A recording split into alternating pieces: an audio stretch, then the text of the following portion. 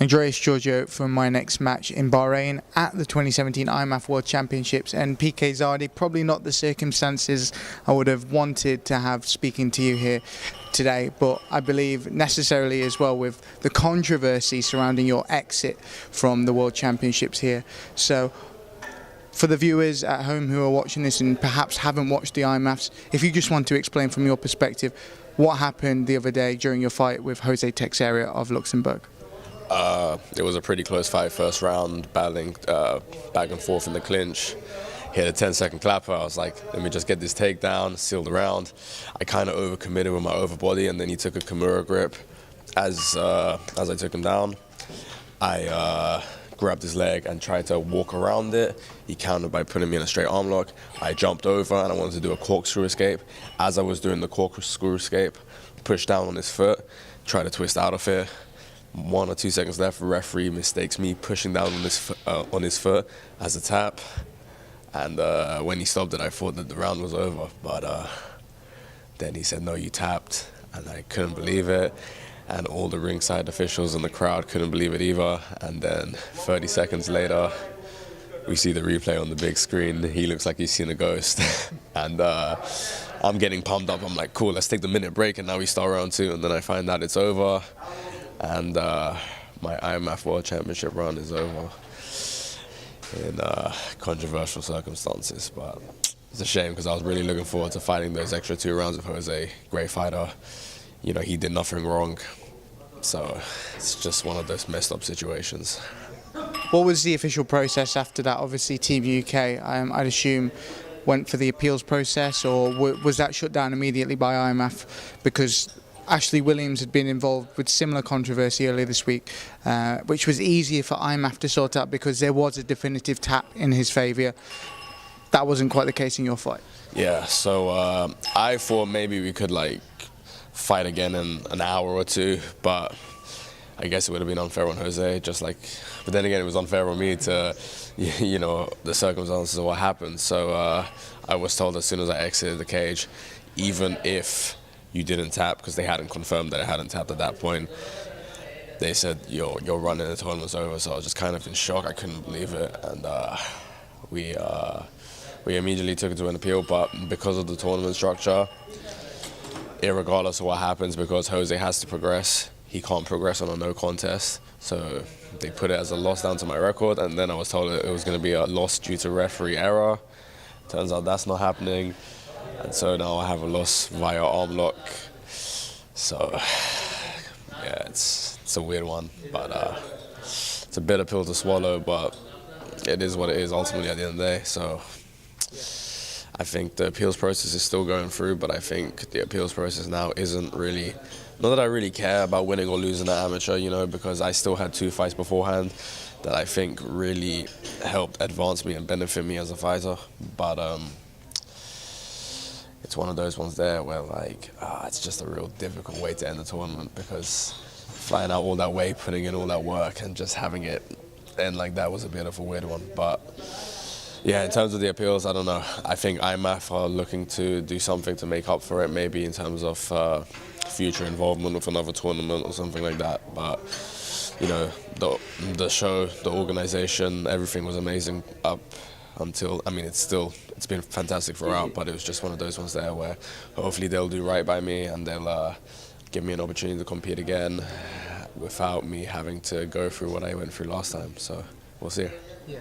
On an emotional level, I saw you after you beat the Kazakh and you were on literal cloud 9, buzzing, jumping all over the place. Obviously now, I've seen you in the past few days as well. We've left it a few days before we spoke to you to just let things kind of calm down. I know that you're very emotional as well.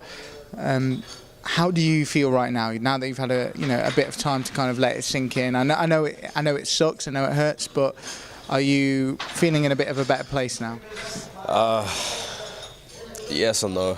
I mean, nothing can take away that victory against the Kazakh guy from me, because to me, like, you know, I'm not sure how many people here watch like other Olympic sports. Like, I'm a big fan of Olympic boxing, I'm a big fan of boxing in general, and countries like Kazakhstan, they produce guys like Gennady Golovkin, but they also just produce Olympic gold medalists in boxing on a regular basis, because combat sports is just ingrained within them. You know, they wrestle, they box, they do judo, they do sambo, and that guy named Zadeh he was a really, really good fighter, and you know, big shout out to Chris Reese, man. That guy said something to me between rounds 1 and 2 that just really got me believing in myself, and you know, that guy had some great skills, and I had to find something within myself. So irregardless of the way the quarterfinals ended and the bitterness that I had to deal with that fight with Kazakhstan, just, it really, I think it took me to another level. And yeah, I still feel pretty,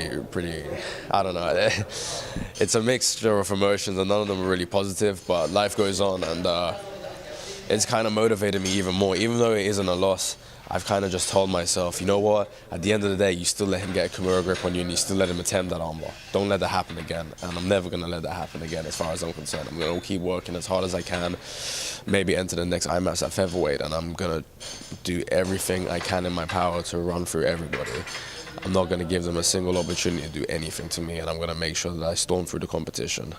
I know it's just all talk now, but you know, it's changed me a lot, and I know now I'm not going to, like we always had it, like, especially my area of London, there's always like a little phrase that says, don't get caught slipping. But now I've kind of just elaborated on that further, and it's, don't even get yourself put in a position to get caught slipping. So, you know, I trained hard today. I'm going to keep training throughout. As soon as I touch down to London, I'm going to get the fight books, and I'm just going to keep as active as I can, keep fighting as much as I can. And this whole, everything about the IMMAF experience, you know, it really helped. You know, when I got down here on a Sunday, I was like, man, look at all these countries, look at all these people, man, really, can I really be that guy? Can I really be the guy that gets that gold medal? But after the fight with that Kazakh, I know I can, and I'm going to, and I'm going to make sure I do everything in my power to do so. You know what, PK, we were sitting down, the whole of the UK team were there at dinner the other night. We were speaking to you for the first time properly, outside of an interview environment, and you know, you expressed to me that you don't even have a full MMA camp. You know, you're big into your amateur boxing. You work very closely with a boxing club. You do your BJJ at 10th Planet, and you piece things together. You piece things together in that regard. And I think if you look at this from the aspect that you beat the Kazakh, and he's very tough. Don't forget, they have government funding. Kazakhstan top team. These guys are training day in, day out. That is what they eat, sleep, live and breathe. Yeah. Eat and breathed it. and you came here with that, without the full piece of the puzzle, working with Chris Reese for the first time, who is a tremendous coach. And you got to the quarterfinals of the IMMAF World Championships. Is there solace in that PK Zadeh, not even working to his full potential, is already at one of the highest levels in international amateur MMA?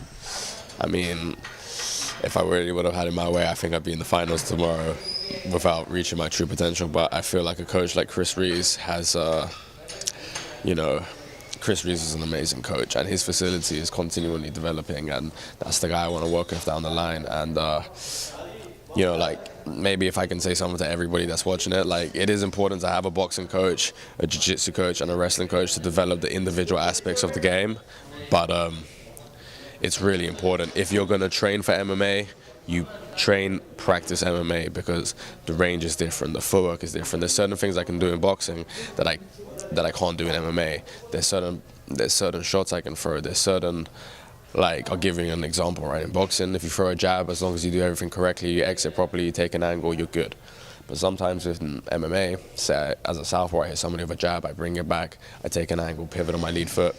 I might be safe in a boxing sense, but my lead leg's still there. They might counter with a single leg, they might counter immediately with a low kick. And that's stuff that I was kind of learning on the fly. And I think it kind of caused me to rush things. And that's how I got in that situation with the guy from Luxembourg to begin with. So a better understanding of range as I train more and more in MMA. And you know, stuff's really important. I mean, you looked at what George St. Pierre did against Michael Bisping. Like he always says, I'm not the best boxer, I'm not the best wrestler, but I have the best understanding of timing. Sometimes if you are facing a guy that's a better boxer than you're a better wrestler, just being able to draw that punch out of him and take him down is important, you know. So, yeah, big learning curve. great learning experience. Being on that stage kind of felt like being on the Olympics. It was fantastic throughout. I think part of why I was so sad that my run was over, of course I didn't lose, but just not being able to experience walking out for those semi-finals, not being able to experience being on that podium and walking down that ramp for the finals. But it's just going to be motivation to just train and prepare myself so hard for next year and make sure I experience that. Closing thoughts, any message for people back home, because the amount of tweets I know IMMAF have been getting, the amount of messages I've been getting because I'm over here saying what's happening with PK, there's a lot of support for you, man. Do you have a message for those guys and girls back home in London and all over the UK who've been showing the support for you? Yeah, I appreciate it like crazy. Like a lot of my friends back home were watching on the Bahrain TV app, and I don't know, 1 minute they were like watching handball and stuff, and the next day like watching amateur MMA and stuff.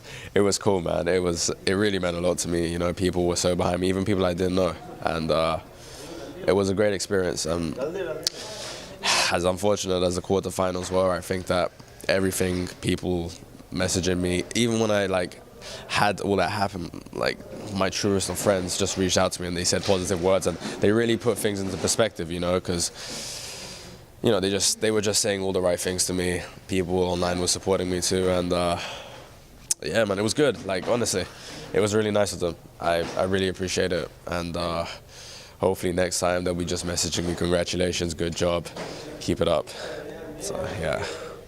PK, unfortunate circumstances, but thank you so much for your time. Thank you for speaking out, and we hope we see you back in an IMMAF cage. I'm going to be back. I'm going to get that gold medal around my neck, hopefully, and most importantly, I'm just going to keep training hard and using this experience as something to push me. I had my first loss in May.